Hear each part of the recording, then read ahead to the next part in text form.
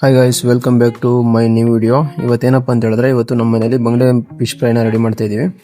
ಅದನ್ನು ಯಾವ ರೀತಿ ಕಟ್ ಮಾಡ್ತೀವಿ, ಕಟ್ ಮಾಡೋದ್ರಿಂದ ಹಿಡಿದು ಯಾವ ರೀತಿ ಮಸಾಲ ಫ್ರೈನ ಮಾಡ್ತೀವಿ ಅಂತ ಈ ವಿಡಿಯೋದಲ್ಲಿ ಪಿನ್ ಟು ಪಿನ್ ಆಗಿ ನಾನು ತಿಳಿಸ್ಕೊಡ್ತಾ ಹೋಗ್ತೀನಿ. ಬನ್ನಿ ಗೈಸ್, ನೋಡ್ಕೊಂಡು ಬರುವ.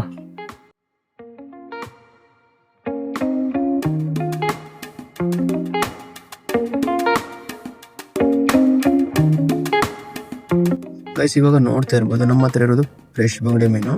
ಫ್ರೆಶ್ ಮೀನು ಅಂದರೆ ಟೇಸ್ಟ್ ಬೇರೆ ಲೆವೆಲ್ ಇರುತ್ತೆ. ಹಾಗೆ ಫ್ರೆಶ್ ಮೀನು ಕಣ್ಣು ಕ್ಲೀನ್ ಇರುತ್ತೆ, ಹಾಗೆ ಬಾಡಿ ಶೈನ್ ಆಗಿರುತ್ತೆ, ಸ್ಮೆಲ್ ಕೂಡ ತುಂಬ ಸ್ಟ್ರಾಂಗ್ ಇರಲ್ಲ.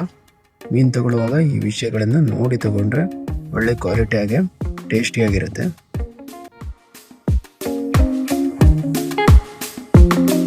ಹಾಗೆ ಮೀನನ್ನ ಕ್ಲೀನ್ ಮಾಡೋದು ತುಂಬ ಮುಖ್ಯ, ಅದರಿಂದ ಅಡುಗೆ ಟೇಸ್ಟ್ ಕೂಡ ಚೆನ್ನಾಗಿರುತ್ತೆ. ಹಾಗೆ ಸ್ವಲ್ಪ ನೀರು ಹಾಕಿ ಹೊರಗಿನ ಮೊದಲಿಗೆ ಕ್ಲೀನ್ ಮಾಡ್ಕೊಳ್ಬೇಕು. ಇವಾಗ ಮೀನು ಕ್ಲೀನ್ ಮಾಡುವ ಕೆಲಸ ಶುರು ಮಾಡೋಣ. ಮೊದಲು ಬಾಡಿ ಮೇಲಿರುವ ಚರ್ಮನ ಕ್ಲೀನ್ ಮಾಡಬೇಕು. ಇವಾಗ ನಿಮ್ಮ ಹತ್ರ ಚಾಕು ಅಥವಾ ಇವಾಗ ಕತ್ತಿ ಅಂತ ನಮ್ಮ ಕಡೆ ಅದಿದ್ರೆ ನಿಮಗೆ ತುಂಬ ಈಸಿ ಆಗುತ್ತೆ. ಹಾಗೆ ನೀವು ಕೈ ಕಟ್ಟಾಗಬಾರ್ದು, ಆ ರೀತಿ ನೀವು ಜಾಗ್ರತೆಯಿಂದ ನೀವು ಕೆಲಸ ಮಾಡಿದರೆ ಸೂಕ್ತವಾಗಿರುತ್ತೆ. ಇವಾಗ ಚರ್ಮನೆಲ್ಲ ತೆಗೆದು ಕ್ಲೀನ್ ಆದಮೇಲೆ ಇವಾಗ ಬಾಡಿ ಒಳಗಡೆ ಇರುತ್ತಲ್ಲ ವೇಸ್ಟೇಜ್ನ, ಅದನ್ನ ಕ್ಲೀನ್ ಮಾಡಬೇಕು. ಅದನ್ನ ನೀವು ಚೆನ್ನಾಗಿ ಕ್ಲೀನ್ ಮಾಡಬೇಕಾಗಿರುತ್ತೆ. ಇವಾಗ ನಿಮಗೆ ಎಕ್ಸ್ಪೀರಿಯನ್ಸ್ ಇದ್ದರೆ ತುಂಬ ಸುಲಭ ಆಗುತ್ತೆ. ಈ ವಿಡಿಯೋದಲ್ಲಿ ನಿಮ್ಗೆ ಗೊತ್ತಾಗ್ಬೋದು ಯಾವ ರೀತಿ ತೆಗಿತಾ ಇದ್ದಾರೆ ಅಂತ. ಅದರಿಂದ ಏನಾಗುತ್ತೆ ಅಂತ ಹೇಳಿದ್ರೆ ಈ ಮೀನಿನ ಟೇಸ್ಟ್ ಕೂಡ ಚೆನ್ನಾಗಿರುತ್ತೆ. ಹಾಗೆ ಅಲ್ಲಿ ಮೀನಲ್ಲಿ ಸ್ಮೆಲ್ ಅಂತ ಬರುತ್ತಲ್ಲ, ಅದು ಕೂಡ ಕಡಿಮೆ ಆಗುತ್ತೆ. ಅದು ಕ್ಲೀನಾಗಿ ರಿಮೂವ್ ಮಾಡಬೇಕು. ನೋಡ್ತಾ ಇರ್ಬೋದು ನೀವು ರಿಮೂವ್ ಮಾಡ್ತಾ ಇರೋದನ್ನ. ನೋಡಿ, ಬಂಗಡೆ ಮೀನು ಕ್ಲೀನ್ ಮಾಡುವುದು ಸ್ವಲ್ಪ ಟೈಮ್ ತಗೊಳುತ್ತೆ, ಆದರೆ ನಿಧಾನವಾಗಿ ಮಾಡಿದರೆ ತುಂಬ ಈಸಿ. ಅಡುಗೆಯಲ್ಲಿ ನೀವೆಲ್ಲಾದರೂ ಗಡಿಬಿಡಿ ಮಾಡಿದ್ರೆ, ಹಾಗೆ ಬೇಗ ಆಗಬೇಕಂತ ನೀವು ಮಾಡಿದ್ರೆ ರಿಸಲ್ಟ್ ಚೆನ್ನಾಗಿರಲ್ಲ, ಟೇಸ್ಟ್ ಕೂಡ ಚೆನ್ನಾಗಿರಲ್ಲ. ಈ ಮೀನಲ್ಲಿ ಏನಂತ ಹೇಳಿದ್ರೆ ನೀವು ಕರೆಕ್ಟಾಗಿ ಬೇಯಿಸಬೇಕು, ಆಗ ಕರೆಕ್ಟಾಗಿ ಕ್ಲೀನ್ ಕೂಡ ಮಾಡಿರ್ಬೇಕು. ನಿಮಗೆ ಪೇಷನ್ಸ್ ಅನ್ನೋದು ತುಂಬ ಇಂಪಾರ್ಟೆಂಟ್ ಆಗುತ್ತೆ.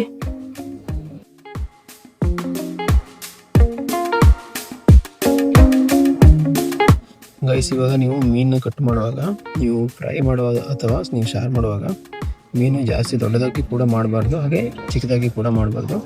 ಮೀಡಿಯಮ್ ಸೈಜಲ್ಲಿ ಕಟ್ ಮಾಡಬೇಕಾಗತ್ತೆ. ನೀವು ಆ ರೀತಿ ಕಟ್ ಮಾಡೋದ್ರಿಂದ ಏನಾಗುತ್ತೆ ಅಂತ ಹೇಳಿದ್ರೆ ಚೆನ್ನಾಗಿ ಮಸಾಲ ಕೂಡ ಹಿಡಿಯುತ್ತೆ, ಹಾಗೆ ಅದು ಮೀನು ಬೇಯುತ್ತೆ, ಫ್ರೈ ಕೂಡ ಚೆನ್ನಾಗಾಗುತ್ತೆ. ಅದರಿಂದ ಒಳ್ಳೆ ಟೇಸ್ಟ್ ಬರುತ್ತೆ. ಓಕೆನಾ?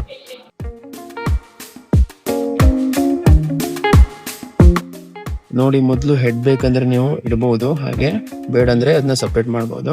ನಮ್ಮ ಮನೇಲಿ ಏನಂತ ಹೇಳಿದ್ರೆ ಇವಾಗ ಮೀಡಿಯಮ್ ಸೈಜಲ್ಲಿ ಇರುವ ಬಂಗಡೆ ಮೀನಿದು. ಅದಕ್ಕಾಗಿ ಏನು ಮಾಡ್ತೀವಿ ಅಂತ ಹೇಳಿದ್ರೆ ಪೂರ್ತಿಯಾಗಿ ಬಂಗಡೆ ಮೀನನ್ನ ಇಟ್ಕೊಳ್ತೀವಿ. ಆ ಬಾಲ್ದ ವೇಸ್ಟ್ ಪೀಸ್ನ ಕಟ್ ಮಾಡಿಬಿಟ್ಟು, ಹಾಗೆ ಮೀನಿನ ಹೊಟ್ಟೆ ಒಳಗಡೆ ಇರುವ ವೇಸ್ಟ್ನ ಕ್ಲೀನ್ ಮಾಡಿಬಿಟ್ಟು ಪೂರ್ತಿ ಮೀನನ್ನ ಇಟ್ಕೊಳ್ತೀವಿ. ಅದ್ರ ಮೇಲ್ಗಡೆ ಲೈನ್ಸ್ ಹಾಕೊಳ್ಬೇಕು. ಯಾವ ರೀತಿ ಅಂತ ಹೇಳಿದ್ರೆ ಅದು ಮಸಾಲ ಸ್ವಲ್ಪ ಒಳಗಡೆ ಹೋಗೋ ಥರ ಲೈನ್ಸ್ ಅನ್ನ ಹಾಕೊಳ್ಬೇಕಾಗತ್ತೆ.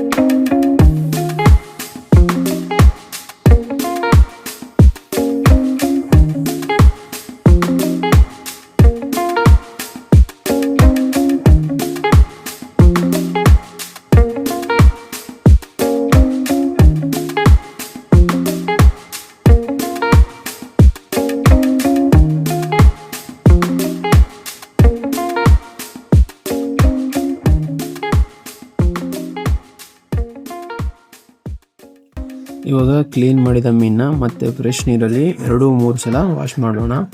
ಯಾಕಂತ ಹೇಳಿದ್ರೆ ನೀರು ಕ್ಲೀನ್ ಬರುವವರೆಗೂ ವಾಶ್ ಮಾಡಿದರೆ ಸಾಕಾಗುತ್ತೆ.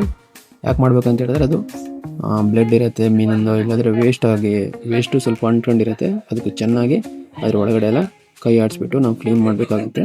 ಇದನ್ನ ಮಾಡೋದ್ರಿಂದ ತುಂಬ ಟೇಸ್ಟಿಯಾಗಿರುತ್ತೆ ಮತ್ತು ಸ್ಮೆಲ್ ಕೂಡ ಬರಲ್ಲ.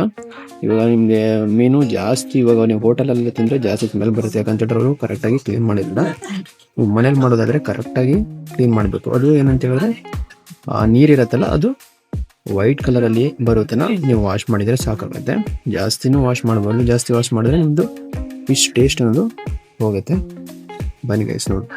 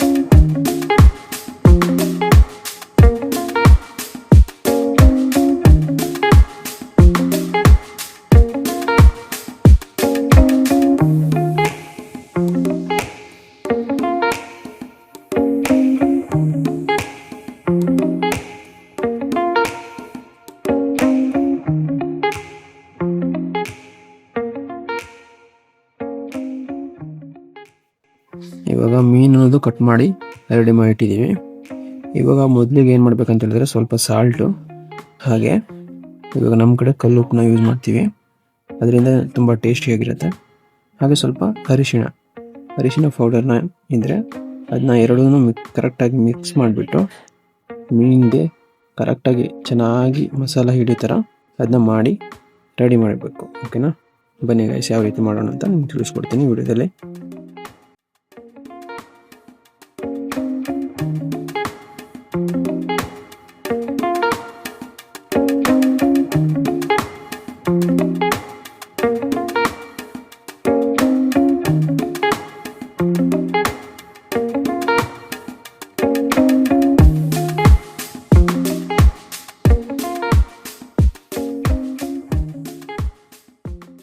ಹಾಗೆ ಒಂದು ಬೌಲಿಗೆ ಒಂದು ಸ್ವಲ್ಪ ಹುಣಸೆ ಹಣ್ಣು, ಅದಕ್ಕೆ ಸ್ವಲ್ಪ ನೀರನ್ನ ಹಾಕ್ಬಿಟ್ಟು ಹುಣಸೆ ರಸನ ಕರೆಕ್ಟಾಗಿ ಮಿಕ್ಸ್ ಮಾಡಿಬಿಟ್ಟು ಅದನ್ನ ಚೆನ್ನಾಗಿ ಮಿಕ್ಸ್ ಮಾಡಬೇಕು.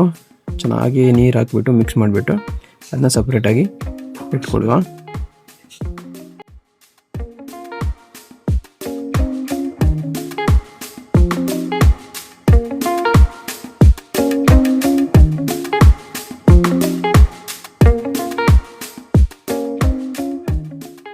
ಇವಾಗ ಹುಣಸೆಹಣ್ಣ ಮಿಕ್ಸ್ ಮಾಡಿ ರೆಡಿ ಮಾಡಿದ್ದೀವಿ. ಇವಾಗ ಮಸಾಲ ಮಾಡೋಣ.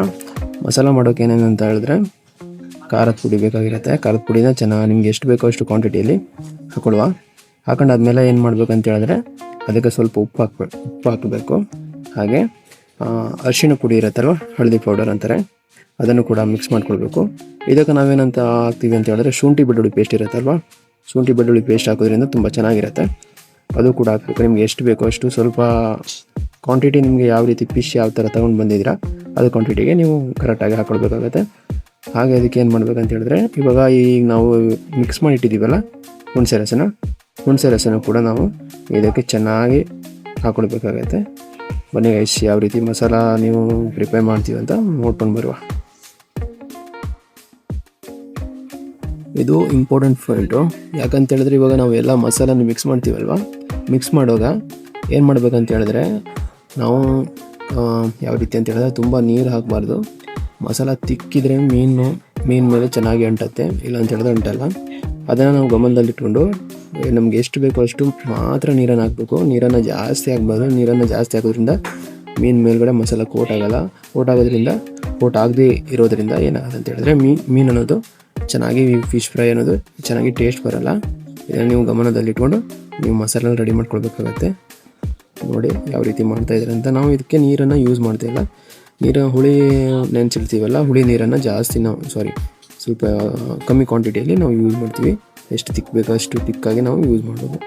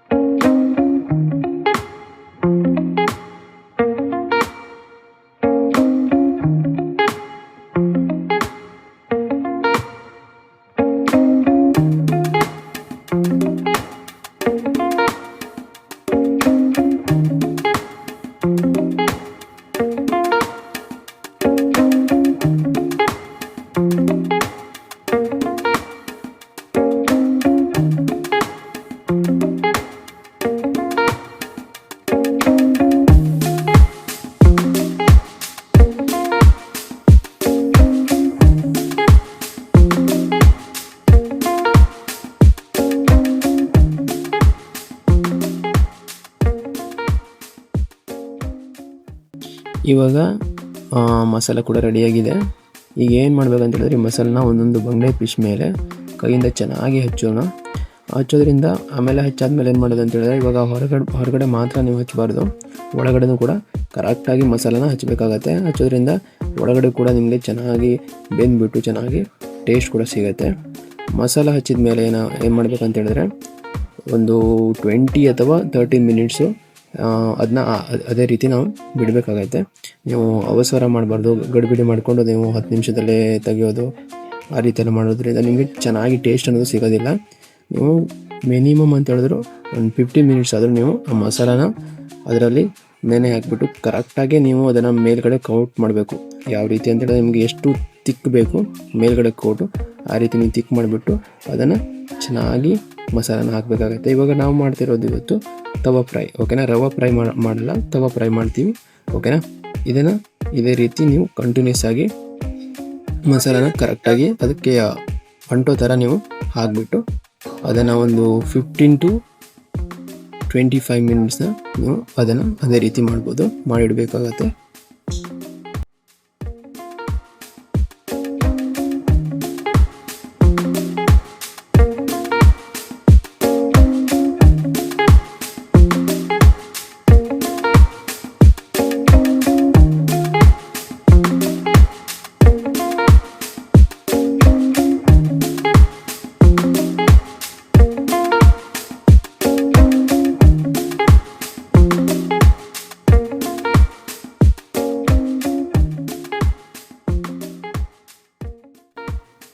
ಇವಾಗ ಮಸಾಲಾನ ನಾವು ಅದಕ್ಕೆ ಹಚ್ಚಿದ್ದೀವಿ ಅಲ್ವಾ, ಅದು ಮಸಾಲ ಸೆಟ್ ಆಗೋದ್ರ ಒಳಗಡೆ ನಾವೇನು ಮಾಡ್ಬೇಕಂತ ಹೇಳಿದ್ರೆ, ಇವಾಗ ಮೊದಲಿಗೆ ನಾನು ಸ್ಟೋವ್ನ ಆನ್ ಮಾಡಿಬಿಟ್ಟು ಅದನ್ನು ರೆಡಿ ಮಾಡ್ಕೊಳುವ.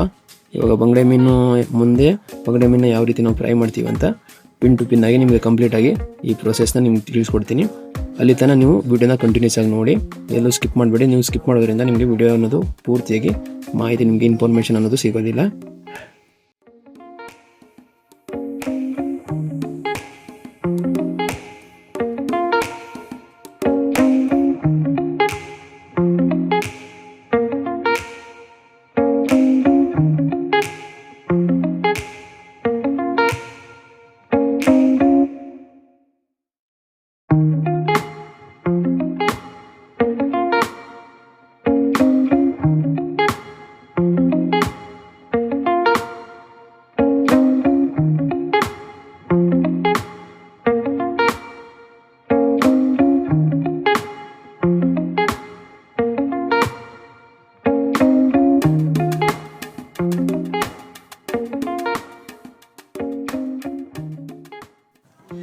ಓಕೆ, ಇವಾಗ ಮೀನು ಚೆನ್ನಾಗಿ ಮಸಾಲ ಹಿಡಿದಿದೆ.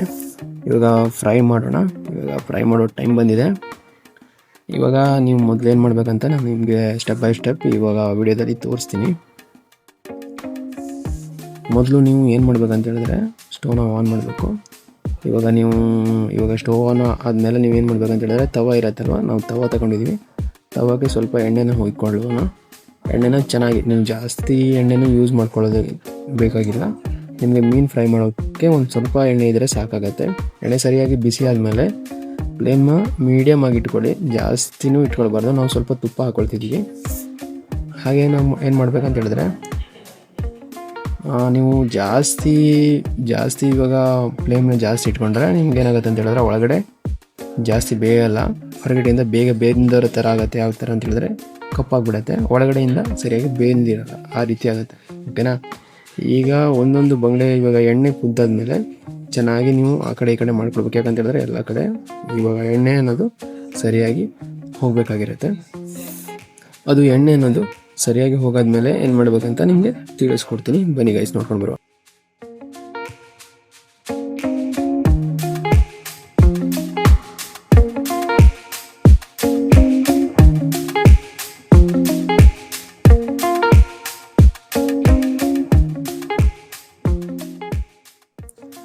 ಇವಾಗ ಎಣ್ಣೆ ಅನ್ನೋದು ಸರಿಯಾಗಿ ಬಿಸಿಯಾಗಿದೆ. ಬಿಸಿ ಆದಮೇಲೆ ಏನು ಮಾಡ್ಬೇಕಂತ ಹೇಳಿದ್ರೆ ಒಂದೊಂದೇ ಫಿಶ್ನ ತಂದುಬಿಟ್ಟು ಅದರ ಎಣ್ಣೆ ಮೇಲ್ಗಡೆ ಹಾಕಬೇಕಾಗತ್ತೆ. ನೋಡ್ತಿರ್ಬೋದು ಎಷ್ಟು ನೋಡೋಕ್ಕೆ ಎಷ್ಟು ಖುಷಿ ಆಗ್ತಿದೆ. ಆ್ಯಂಡ್ ಟೇಸ್ಟ್ ಮಾತ್ರ ಬೇರೆ ಲೆವೆಲಲ್ಲಿ ಇರುತ್ತೆ. ಹಾಗೆ ಒಂದೊಂದು ಸೈಡಲ್ಲಿ ನೀವೇನು ಮಾಡ್ಬೇಕಂತ ಹೇಳಿದ್ರೆ 4 to 5 minutes ಫ್ರೈ ಆಗೋಕ್ಕೆ ಬಿಡಬೇಕಾಗತ್ತೆ. ನೀವು ಜಾಸ್ತಿ ಗಡ್ಬಿಡಿ ಮಾಡಬಾರ್ದು. ಸ್ಪೀಡಾಗಿ ಮಾಡೋಣ ಅಂತ ಹೇಳಿದ್ರೆ ತಿರ್ಗಿಸ್ಬೇಡಿ. ಯಾಕಂತ ಹೇಳಿದ್ರೆ ಸ್ವಲ್ಪ ಕ್ರಿಪ್ಸಿ ಲೇಯರ್ ಬಂದ ಮೇಲೆ ಮಾತ್ರ ತಿರ್ಗಿಸ್ಬೇಕಾಗತ್ತೆ. ಈಗ ನಿಧಾನವಾಗಿ ಮೀನನ್ನ ಇನ್ನೊಂದು ಸೈಡ್ಗೆ ತಿರುಗಿಸೋಣ. ಯಾಕಂತ ಹೇಳಿದ್ರೆ ನೀವು ಸ್ವಲ್ಪ ಟೈಮ್ ಒಂದು 5 ನಿಮಿಷ ಬಿಟ್ಬಿಟ್ಟು ತಿರ್ಗಿಸ್ಬೇಕಾಗತ್ತೆ. ಓಕೆನಾ? ಹಾಗೆ ತಿರ್ಗಿಸಾದ್ಮೇಲೆ ಏನು ಮಾಡ್ಬೇಕಂತ ಹೇಳಿದ್ರೆ ಇವಾಗ ಫ್ರೈ ಆಗ್ತಾ ಇರುವಾಗ ಮಸಾಲ ಸ್ವಲ್ಪ ರೋಸ್ಟಾಗಿ ತುಂಬ ಒಳ್ಳೆ ಅರೋಮಾ ಬರುತ್ತಲ್ವ, ಇವಾಗ ಸ್ಮೆಲ್ ಬರುತ್ತಲ್ಲ, ಅಲ್ಲಿ ತನಕ ನೀವು ಫಿಶ್ನ ಫ್ರೈ ಮಾಡಬೇಕಾಗತ್ತೆ. ಇವಾಗ ಮೀನು ತುಂಬ ಜಾಸ್ತಿ ಫ್ರೈ ಮಾಡಬಾರ್ದು. ಯಾಕಂತ ಹೇಳಿದ್ರೆ ಇದು ತುಂಬ ಸಾಫ್ಟ್ ಆಗಿರುತ್ತೆ. ಓಕೆನಾ? ಅದರಿಂದ ನೀವು ಏನಾಗುತ್ತೆ ಅಂತೇಳಿ ನೀವು ಬೇಗ ನೀವು ಅದನ್ನ ಇವಾಗ ತಿರ್ಗಿಸಾಕ್ಲಿಕ್ಕೆ ನೋಡಿದ್ರೆ ಅದು ಮೀನು ಅನ್ನೋದು ಕ್ರ್ಯಾಕ್ ಆಗುತ್ತೆ. ಕ್ರ್ಯಾಕ್ ಅಂತ ಹೇಳಿದ್ರೆ ಅದು ಕಟ್ಟಾಗತ್ತೆ, ಅಷ್ಟು ನಿಮಗೆ ಕ್ಲಿಯರಾಗಿ ಬರೋಲ್ಲ. ಓಕೆನಾ? ಇದರಿಂದ ನೀವೇನು ಮಾಡ್ಬೇಕಂತ ಹೇಳಿದ್ರೆ ಮೀನನ್ನ ಕರೆಕ್ಟಾಗಿ ಇವಾಗ ನೋಡ್ತಿರ್ಬೋದು ಯಾವ ರೀತಿ ಮಾಡ್ತಾಯಿದ್ದೀವಿ ಅಂತ. ಆ ರೀತಿ ಇವಾಗ ಎಣ್ಣೆನೂ ಹಾಗೆ ಕರೆಕ್ಟಾಗಿ ಎಣ್ಣೆ ಅದು ಪೊಸಿಷನಲ್ಲಿ ಇರಬೇಕು. ಆ ಮೀನನ್ನ ಕೆಳಗಡೆ ತೆಳಭಾಗದಲ್ಲಿ ಇರಬೇಕು. ಅದೇ ರೀತಿ ನಾವೇನು ಮಾಡ್ಬೇಕಂತ ಹೇಳಿದ್ರೆ ಇವಾಗ ಒಂದು ಸ್ವಲ್ಪ ಜಾಸ್ತಿ ಫ್ರೈ ಬೇಡ, ಒಂದು ಗೋಲ್ಡನ್ ಬ್ರೌನ್ ಬರೋ ತನಕ ಅದನ್ನ ಆ ರೀತಿ ಮಸಾಲ ಫ್ರೈ ಮಾಡಬೇಕಾಗತ್ತೆ. ಆ ರೀತಿ ಫ್ರೈ ಮಾಡೋದ್ರಿಂದ ನಿಮ್ಗೆ ಏನಾಗುತ್ತೆ ಅಂತ ಹೇಳಿದ್ರೆ ತುಂಬ ಮೀಟ್ ಅನ್ನೋದು ಮೀನು ಇರುತ್ತಲ್ವ, ಇದು ಎಸ್ಪೆಷಲಿ ಬಂಗಡೆ ಮೀನಲ್ವ, ಅದಕ್ಕಾಗಿ ತುಂಬ ಜ್ಯೂಸಿ ಮತ್ತು ಸಾಫ್ಟ್ ಆಗಿರುತ್ತೆ. ಅಷ್ಟು ಟೇಸ್ಟ್ ಆಗಿರುತ್ತೆ ತಿನ್ನೋಕೆ ಮಾತ್ರ. ಬನ್ನಿ ಅಷ್ಟು ನೋಡ್ಕೊಂಡು ಬರುವ.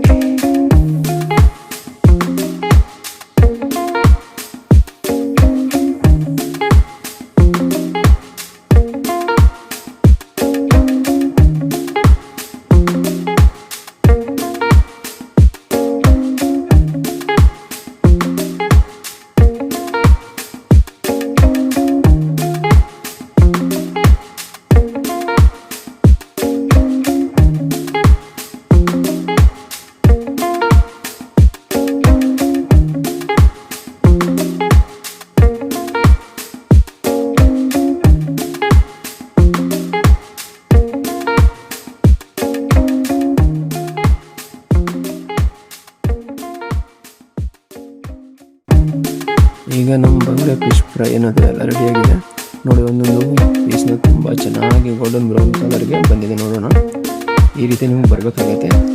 ಈಗ ನಾವು ಅದನ್ನ ಇವಾಗ ಅರೇಂಜ್ ಮಾಡುವ ಬೇರೆ ಪ್ಲೇಟಿಗೆ. ಯಾವ ರೀತಿ ಅಂತೆಲ್ಲ ನಿಮ್ಗೆ ತೋರಿಸ್ಬಿಡ್ತೀನಿ. ನಿಧಾನವಾಗಿ ತೆಗಿಬೇಕಾಗತ್ತೆ, ಓಕೆನಾ? ಜಾಸ್ತಿ ನೀವು ಅದನ್ನು ಎತ್ಬಿಟ್ಟು ಆ ರೀತಿ ಎಲ್ಲ ಮಾಡಬಾರ್ದು. ನಾರ್ಮಲಾಗಿ ನಿಧಾನವಾಗಿ ತೆಗಿತಾರೆ. ನೋಡಿ ಎಷ್ಟು ಸಾಫ್ಟಾಗಿ ಬರ್ತಾಯಿದೆ ಅಂತ. ಆ ರೀತಿ ನೀವು ಮಡ್ಚಿ ಹಾಕಬೇಕಾಗತ್ತೆ. ಮಡ್ಚಿ ಅಂತ ಹೇಳಿದ್ರೆ ಪಲ್ಟಿ ಮಾಡಬೇಕಾಗತ್ತೆ, ಓಕೆನಾ? ಇವಾಗ ಒಂದು ಕಡೆ ನೀವು ರೋಸ್ಟ್ ಆದಮೇಲೆ ಮತ್ತೊಂದು ಕಡೆ ರೋಸ್ಟ್ ಮಾಡಿ ಅದನ್ನು ಇದು ಮಾಡಬೇಕಾಗುತ್ತೆ. ನಮ್ದು ಇವಾಗ ಆಲ್ಮೋಸ್ಟ್ ಆಗಿದೆ.